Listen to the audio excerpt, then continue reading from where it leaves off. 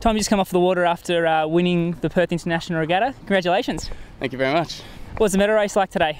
Yeah, it was really tricky. It was really close to shore, so yeah, we had a break wall on one side, and so it was a bit of waves and also quite shifty.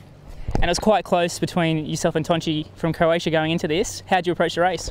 Yeah, well, the fact was we had to be both of us top 5, so no one else could catch us. But then it came down to who beat who, and off the start, I sort of wanted to get it up to him a bit and just sort of sail around him and just put a bit of pressure on him at the start. I didn't plan on a match race, but I just wanted to put a bit of pressure on him and then probably just sail my own race. And it probably worked a bit because he ended up over the line and he didn't have any pressure on him by me to push him over the line, so he might have been a bit rattled, and yeah, he ended up with an OCS. So from then on, I just had to ensure I got top 5, which I did. So from then on, how did the race unfold for you?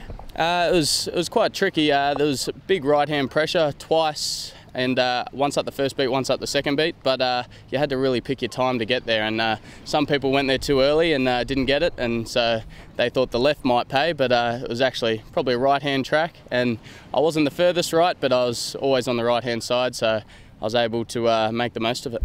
And this has been a couple of months now since your Worlds win in the UK. Good way to kick off your Australian summer? Yeah, definitely. I had a bit of a good break since the Worlds, and I had a really good time off sailing other classes, and yeah, and just jumped back in the laser and did some training before this, and yeah, I feel really good and refreshed, and I'm looking forward to the next 2 regattas.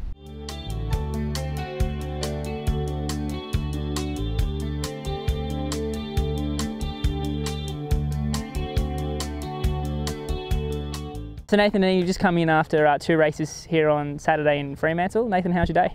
Yeah, we had a good day. First day of Gold Fleet, and conditions were tricky. First race, really shifty off the shore, and we were in the front group the whole way around and ended up 3rd. And then the next race, you know, it started to die out and the breeze swung around, you know, completely opposite direction, and we saw a good puff out on the right-hand side and took advantage of it, and were 2nd at the first mark, and sort of had a little battle with a few other boats and dropped a few spots, but then climbed back up to 2nd. So yeah, it was a really good day. And then you guys have had variable conditions all week. What was it like today? It was tricky as always in Fremantle. Light breeze, shifting all over the shop. Nate did a great job working out where the pressure was in that last race. In the first one, we fought hard to stay in there, so it was good. It was really tricky today, like a lot of other days. And Nathan, you guys have now got a 20-point lead over 2nd place, so you just got to sail in tomorrow's medal race to take the win. You guys must be pretty happy with that?